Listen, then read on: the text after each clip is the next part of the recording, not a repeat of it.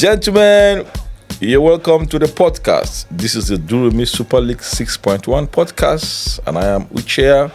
With me this afternoon is Ekong, the captain of Bassey Sparrows. Ekong, you're welcome to the podcast. Thank you so much for the full production. How have you been? Yeah, very well, we thank God. I mean, it's a pleasure to be here. Having to be here where great men have been, it's really a pleasure. Thank you so much for having me. It's all right. We can see how 6.1 is turning out to be. You guys are third right on the table. Third.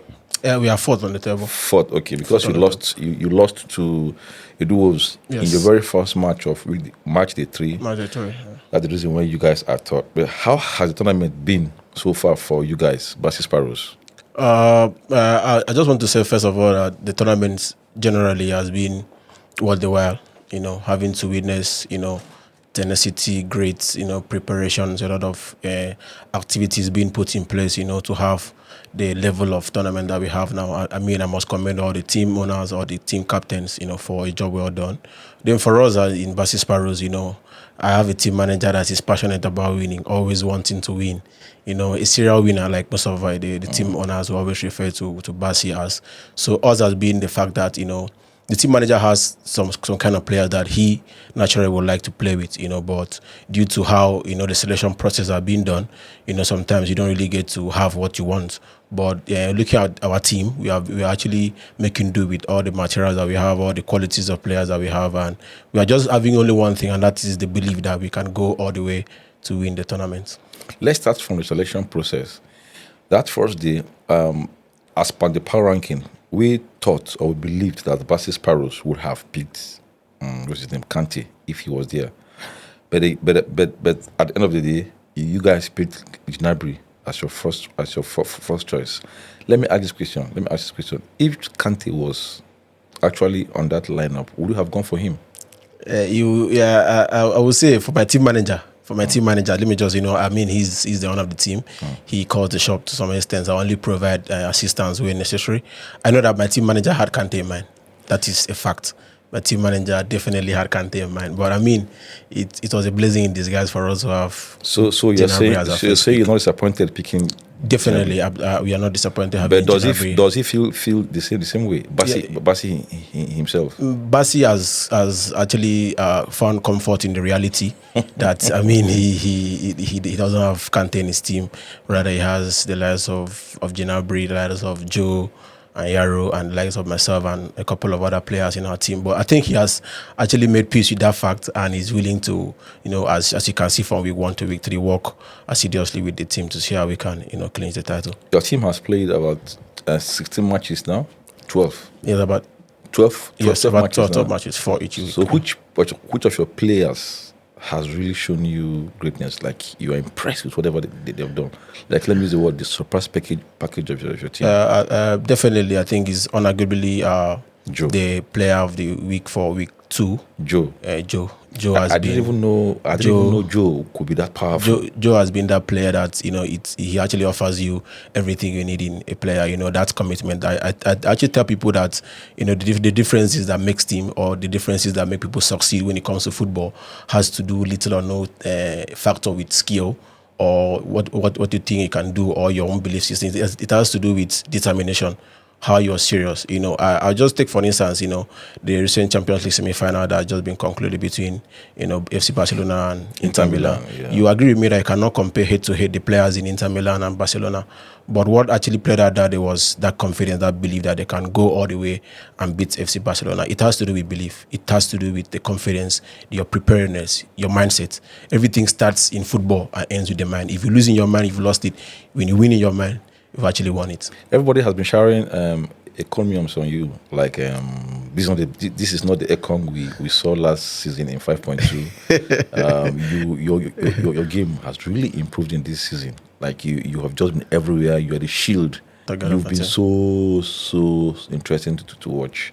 What would have been the secret to this? I would just say, spanning through when I came in, first into the community, my first edition, I knew that the one you are seeing on the gym, in the gym, trying to brag that you destroy everybody. Yeah, coming through from the first edition. The first edition I must say, a shadow of myself. I was trying to, which team did you play for then? I played for Goshen White Tigers then. That was my first edition, and I think I was overwhelmed with the pace of the game.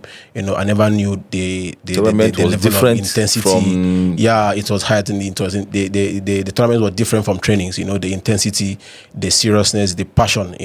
And everything. So I've actually grown from there. With a lot of experiences, with a lot of grit to know that yes, this is your team. And with the advent of me being a captain, that also came with a lot of responsibilities as well. Okay, you were captain in your first edition. No. In the second edition, second edition was the captain. So that actually helped as well in building my confidence and that leadership that that you have to take charge at every point in time. And I have a team manager that gives me the environment to show my leadership, to do my thing and to see how I can assist the team. So I've always been so passionate about the team. And if there's one thing I used to tell my team, my players each time we want to play, that everything happens in the mind, because you win in your mind. That's one thing I tell them, because if you look at the tournament, just running through from the last edition, you find out that the best team on paper didn't actually clean the title. So that's what I keep on telling that don't actually, because prior to now, if you look at the rankings from most of the team owners or most of the people that just come around to give their own ranking of the teams, you find out that Bassey Sparrows will always be between 4th and 5th, 4th and 5th. Very rare. I think it's only a duo that actually round Bassey Sparrows to come second. So it's for us, it's a motivation for us to go in there and get the job done and just work hard. If you notice our team, the way we play is all about working hard, about containing the teams, marking, doing our pressing, and try to see how we can win each game. I begin to wonder, I've been wondering, why has it been that on this edition, 6.1 and 5.2, you guys have been the underdog so far. We know Bassey as a guy that always pulls out the best team, one of the best teams in the tournament. You see him, martial art boys that can turn things around. But in the recent editions, 5.2 and this one, 6.1, his team, in fact, the moment he picks his team, everybody takes them. Everybody feels they will come last on the table. What goes wrong, or what happens in the selection process? And if he started from when he started becoming his captain, are you part of this problem? Definitely. I think I should be one of the providers of solutions to one of the issues. Because one of the issues. Since he became captain, his team starts being. We start having him on the lower ranks. I actually beg to differ. I've actually beg to differ since I became a captain. I think the major issue with selections when it comes to to the Super League is that Bassey loves to be number one to pick. Bassey, so if he misses that number one spot, Bassey breaks team manager. He breaks his heart. It takes some part out of him, to that confidence. To some extent, it takes that confidence. I can say it with all amount of confidence. Bassey loves to be number 1 or 2 at most. Bassey, the last time he was number 3. This other time is number 4 in the pickings. Even the transfer window as well, he was still number 4. So Bassey loves to be number 1, and Bassey has players in his heart.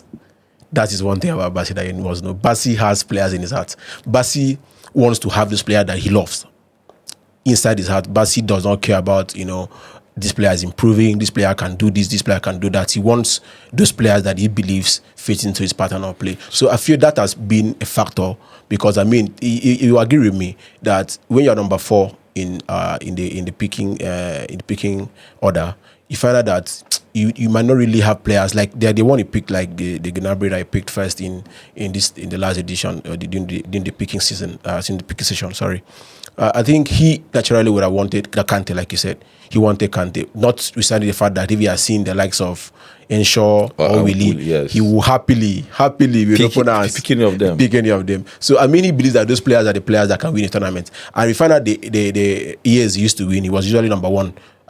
From history, records that Bassey was number 1 in the picking, number 1 in the transfer window, number 1 in everything. So he always wants to be number 1 to pick the kind of players he believes are capable of winning a tournament. But I think it's one thing.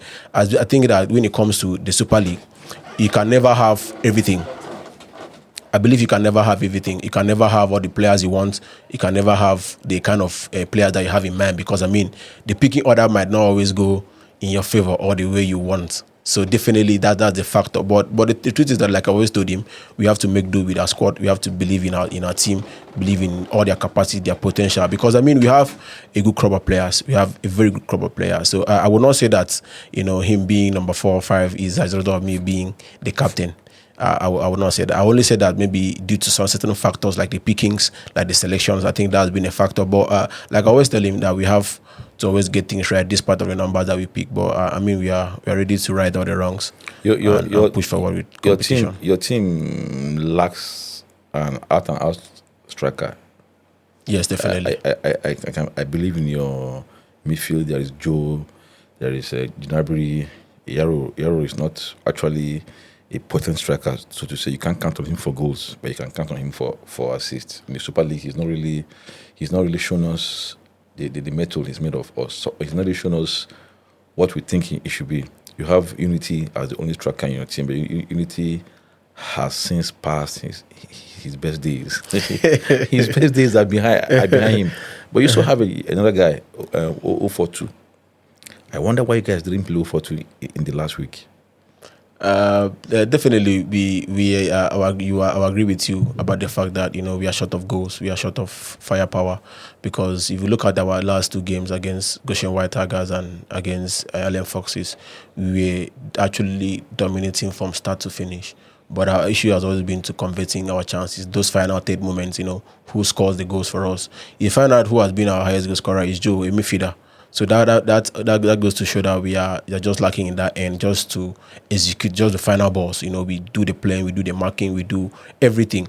It's then just the final execution. But I still believe in my strikers. I believe in Unity. I believe in Yaro. I believe in Gnabry to give us the firepower that we need for us to pull through. But for 042, I think his time, his availability has also been a factor. But he was there. Yeah, he actually came after. I think he came towards the second game. And having lost to Edo Wolves in our first game, we tried to see how we can have more firepower in terms of marking, in terms of aggression. We needed to be more aggressive. 042, yes, is a senior player, a lot of experience, he's a veteran. He can score a lot of goals. But we felt the games that we played, the Goshen White Tigers and Left Forces, we needed more ability in terms of markings, in terms of the pressure, the aggressiveness that we needed at the time. I mean, that doesn't take away the fact that it's actually very good for our team. And your team seems to be the bad boys of the tournament. You have 10 yellow cards already, which means talking about fair play award is looking like your team can never win it this time around. Do you guys tell them to be rough, hard, and indisciplined on the pitch? No, definitely we don't do that. I think on paper, our team ordinarily should be the most disciplined because team. Most of the cards your team get, most of them are from decent, not even from utterances. Yeah, definitely. Exactly, from utterances. Is it that you don't do your pep talks before a match, or your players just want to disobey? No, we definitely do have a lot of sessions of how come pep talks. I think it's just a flare of emotions. There's something you cannot control, and that comes to how your players really react on the pitch. If you even want to compare it with European matches, you see that coaches have sessions of pep talks with each and every of their players, but you go to the field and you see a goalkeeper comes up and headbutts another player, and gets a red card. At that point, you will not look at the fact that there was a failure in communication. It's just about an expression of temperament, and that's the issue we've been facing. Because of the yellow card, like you said, has only been due to utterances, due to altercations, due to flaying up of words and the rest. So I feel that it's something that we've worked on. I think there was an improvement in our last matches during the week 3. So I think we are working on that, and I believe moving forward we will not have cause to amount that kind of yellow cards within the remaining 2 weeks of the competition. We are working on that both individually and collectively as a team. Week 4 is around the corner, and you have how many points? We have 14 points. 14 points. The first is 16. 16 points. Second 16.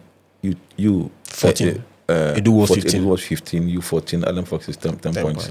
You seem to be comfortable where you are on the table, because after the first day you got 7 points. It was something we didn't believe you guys could garner on that day. You won two matches, drew one, lost one. Some points. Very, very good position in this. And week 2, you had 4 points. You had 4 points. You didn't lose any. But this week 3, you lost one, drew 3. Drew 3. Right? it looks good. It's just 2 points that separates you and the first. And the first two, yes. Definitely. So going like this, what kind of results do you think you want to get to finally win the Super League? Like you said, I mean, let me just commend all the teams for this particular result, because if you look at the table, difference between us and the table toppers, the joint table toppers, is just 2 points. Even between the fifth position, that's Allen Foxes, and the joint table toppers is about just 6 points. That's just 2 wins, and they are equal on points. I believe that it shows how committed all the teams are. It shows how very competitive the tournament has been. And for us, is to try to win every game. Sincerely, it's for us to try to win every game. Like you said, it's just 2 points separating us from the table toppers, the joint table toppers. It's just for us to try as much as possible to score, to actually score goals, to convert our chances. That is what we need at this point, just to convert our chances. I believe in our players. I believe in my team. I believe in our goalkeeper, our defenders, our midfielders, our attackers. I believe in all of them.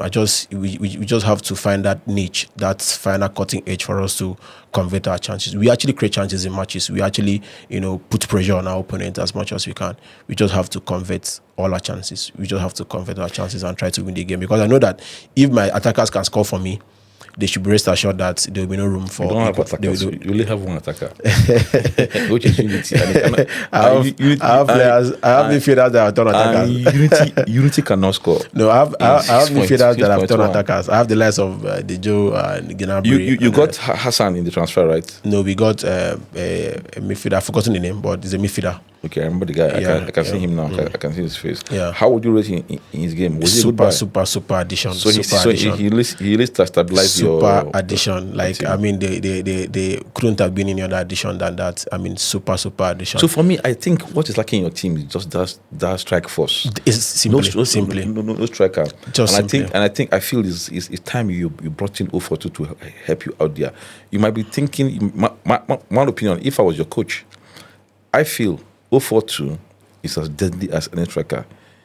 His age could be, he might not be at the right side of age now in terms of football. Come on, but for Super League, if you have a Yaro that runs with the ball, that can penetrate through any difference, you have Gnabry that can do wonders, Joe that can give him that backup. Come on, you guys will have goals. So if you try Unity, it's not working for me. I just want the games. Definitely. Yeah, I want the teams to play beautiful football. Yeah, definitely. That's why I'm here. I think over dependence, you guys are dependent so highly. You have plenty of confidence on Unity, who is not delivering. Unity used to be a very good footballer, but at this time now, you need a supplement, something that can just add spice. 042 is a dangerous striker. We all know him. He can pull up some magic at sometimes, and the goal will come. Because Yaro cannot give goals, the some of goals you want. He might score, but not that kind of you can't count on him. But 042, I think I can count on him. Okay, so finally on the remarks. Thank you for the remarks. Finally on the podcast, you think Bassey Sparrow stands a chance of winning 6.1, or which other team do you think is more dangerous than Bassey Sparrow? Yeah, it might sound somehow, but I feel that this is the first time in our league that we're going to have a joint winner that's going to be determined by maybe goals or other factors. But I believe that we'll have joint winners this particular time, maybe to be determined by goals, goal differences, cards and the rest. I think that shows you how I believe the nature, and the ambit of this competition. It is highly competitive. So I believe in my team. Like I said, I believe in so you feel Bassey Sparrows in whatever everything that we have. You feel Sparrows will win 6.1. Bassey Sparrows will be joint winners. What do you mean by joint winners? I believe that we will have the first two teams have the equal points, then to be determined by other factors. So you like feel goals. that there's a team stronger than Bassey Sparrows in 6.1, a team you're scared of? No, definitely not. So when you say joint winners, which means there's a team that's as equal or as good as Bassey Sparrows, what team is that? All the teams are actually all the teams to my mind. All the teams in my mind. But there's a team that if you want to play, you are scared of playing them. When you want to play them, you put up your best formation, your best players. What team is that? I think there are two teams, Soso Lions and Edo Wolves.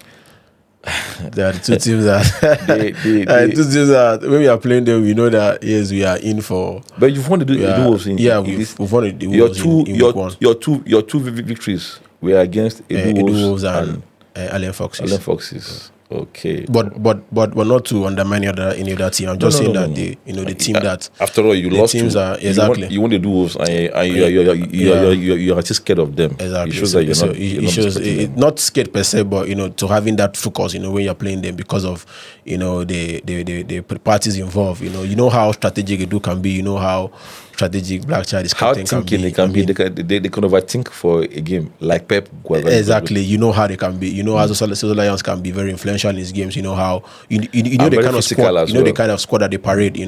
The high and mighty in the community are all playing for Social Lions. But not to underrate any team. Exactly.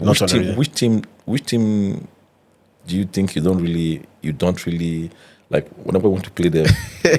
you wish they were the whole fixtures. But to sincere, the team I will look forward to playing. I don't know. I'm not saying that they are a very strong team, but the team I look forward to playing every time is always a Wolves. I don't know why. I always have this, this loggerheads to just go out and before in 5.1. Yeah, I think we won them over 3 times. No, they beat you guys 4 times in 5.1. Yeah, but that was corrected in 5.2. Yes, they beat you. They beat you 4 times in 5.1. Came to 5.2 and beat you in the very first match. So you guys had a 5-match win streak against you, but you're trying to turn that table around. Yes, you I won think them 3 times. at the last tournament, 5.2. I think we won a Wolves a couple of times. I think 2 to 3 times. Yes. Yeah. I think we I think they were our best. They were our best bet, in getting 3 points in 5.2. But I don't know why. I always have that, that sense of. Always trying to get to go because I don't know if because of the squad that they parade. I don't know because of Edu himself because he's actually a master strategist. It's like he thinks, he plans, he strategizes. He tries to outsmart mentally and otherwise even on the pitch. So I just feel that always a team to compete with. All right, guys. On the table we have Goshen White Tigers number 1 with 16 points. Yes. Social Lions same 16 points, but they have plus 2 goals advantage. Just that Goshen White Tigers have scored more goals. They scored 6 goals and conceded 4 plus 2, whereas Lions scored 2 and conceded nothing. On the third position is the Wolves. They have 15 points, right? 15 points, just one point short of these other 2. And Bassey Sparrows are fourth with 14 points. Yeah. Then the incoming champions. Allen Foxes with 10 points. On the scorers sheet, the high goal scorer now is goal scorer should be Henshaw. Henshaw has 4, right? I think Henshaw of Allen Edu Wolves has 4 goals. 4 goals, yeah. Whereas Joe of Bassey Sparrows on 3 goals. Yeah. We also have Walid from Goshen White Tigers with 2 goals. Yes, and others a couple of goals. One goal. So Ekong, thank you so much for being here this afternoon. Thank you, the full It was wonderful actually talking to you. Thank you, the full I hope to see more of you again. Thank you so much. Thank you so much for having me. We'll be here to talk about all what happened on week 4 of the Super League. And it is very, very, very tough right now. Before I go, I want to ask you, I didn't see your fan base on that day. Yes. Are you the only team that does not have? We have a lot of fan base. I mean, a lot of people are coming into the Bassey Sparrows family now. I saw people flying the Eduo's flags, Alan Foki's flag. We have organic fans. We have people that do not need the flags. They don't need the flags. They are actually organic. They're always out there putting out all their energy, the support for Bassey Sparrows. Do you have any way of like competing your fans? Do you do any? We have a lot of lages for them, and they aren't see anything yet. We have a whole lot in store for them. And the truth is that they know that we are the team that is coming up for the competition. Prior to now. We are always the team that when any team wants to play again, they just tell you, we ought to have won. We ought to have won. We ought to have won Bassey Sparrows. But right now, you find out that a couple of persons are now looking forward, to when they will defeat Bassey Sparrows. So that shows you the growth in the team. That shows you the capacity that we possess now. And I can assure you that we're back here in week 5 as champions of the Dururmi. All right, guys. When we come back at the end of week 4, we'll tell you if Bassey Sparrows actually they have walked their mouth to the top of the table, or they will be languishing at the top of the table, or probably they will still be where they were on week 4 or be on week 3. Until we come your way again next time, this is with the Full Spirit signing out. And special thanks to the Casual Experience MMA Studio for allowing us to use their facilities for this podcast. Guys, goodbye and God bless you.